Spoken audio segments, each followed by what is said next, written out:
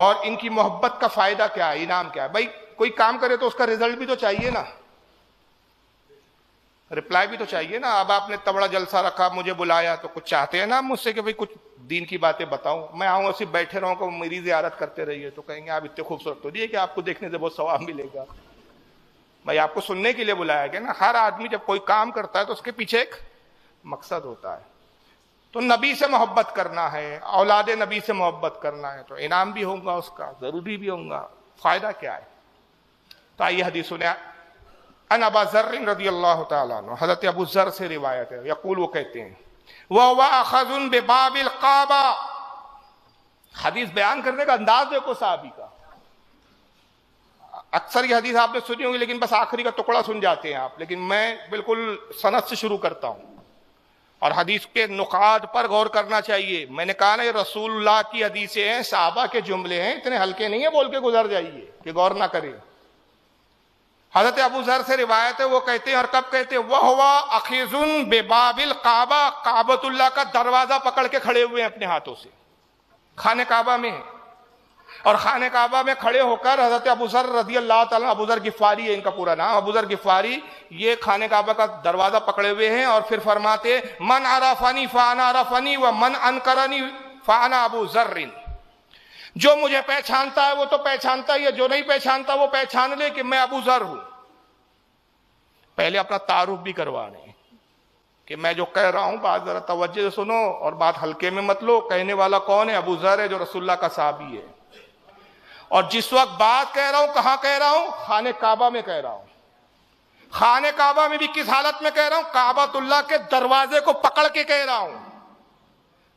تو یہ ساری سچویشن، یہ سارا بیک گراؤنڈ دیکھ لو تو بات کی اہمیت سمجھ میں آتی ہے کہ کتنی اہم بات کی جا رہی ہے، کہ پہلے اپنا تعارف بھی پیش کروایا گیا، خانہ کعبہ کا تعین کیا گیا، خانہ کعبہ کو چنا گیا، پھر کعبے میں بھی کعبۃ اللہ کے دروازے کو چنا، دروازے کو پکڑا، اور پھر لوگوں سے مخاطب ہو کے کہا، من عرفنی، جو مجھے جانتا ہے وہ جانتا ہے، فانا عرفنی، اور جو نہیں جانتا وہ من انکرنی، وہ اب جان لے، فانا ابو ذر، میں ابو ذر رسول اللہ کا صحابی، سمعت النبی صلی اللہ علیہ وسلم یقول، اور میں نے اپنے کانوں سے اور رسول اللہ کو کہتے ہوئے سنا، الا ان مثل اہل البیت فیکم مثل سفینۃ نوح من رکبھا نجا ومن تخلف عنہا غریقا، کہ میں نے اپنے آقا کو کہتے سنا کہ میرے اہل بیت کی مثال کشتی نوح کی طرح ہے، جو اس کشتی میں سوار ہو گیا اس نے نجات پائی، اور جس نے اس کشتی میں سوار ہونے سے انکار کیا وہ غرق ہو گیا، ہلاک ہو گیا۔ کشتی نوح کیوں کہا آقا نے؟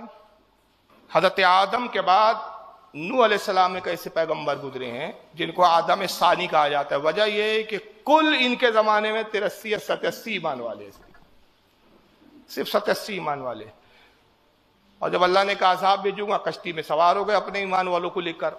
پوری دنیا میں عذاب آیا، جس جگہ آپ میں بیٹھے یہاں بھی پانی ہی تھا۔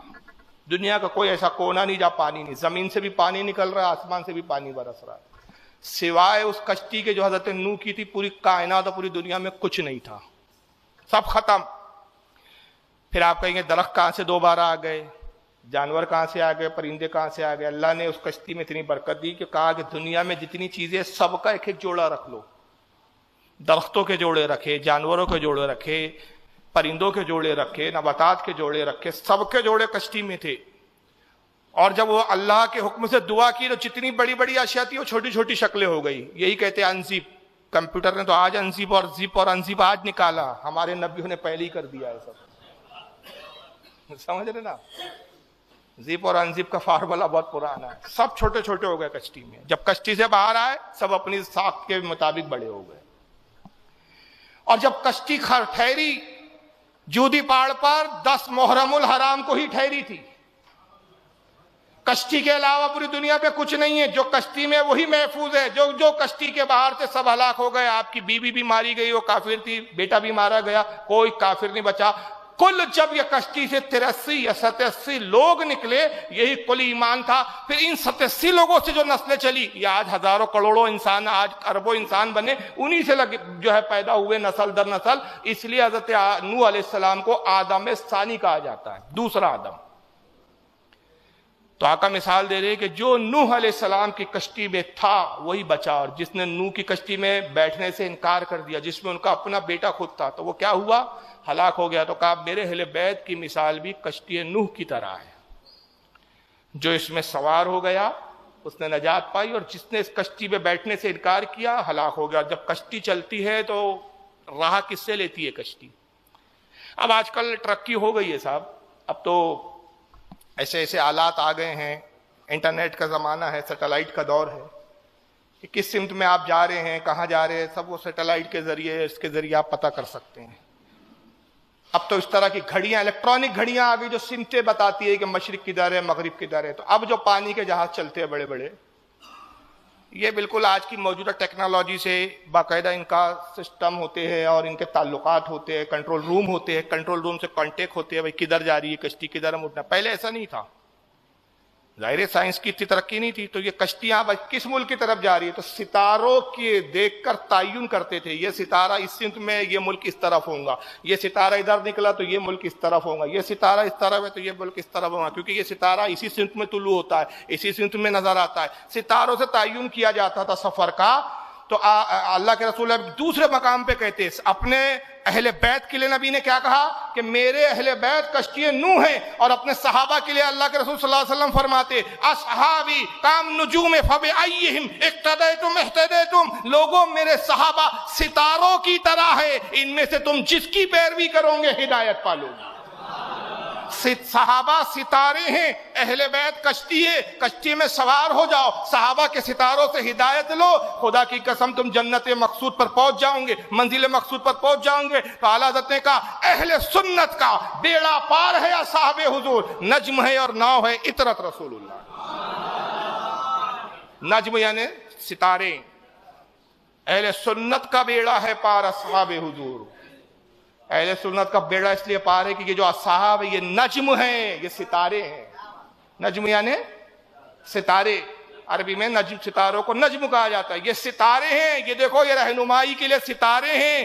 اور ناؤ ہے اطرت رسول اللہ کی، اطرت کہتے خاندان کو، اور ناؤ جو ہے رسول اللہ کے خاندان ہے۔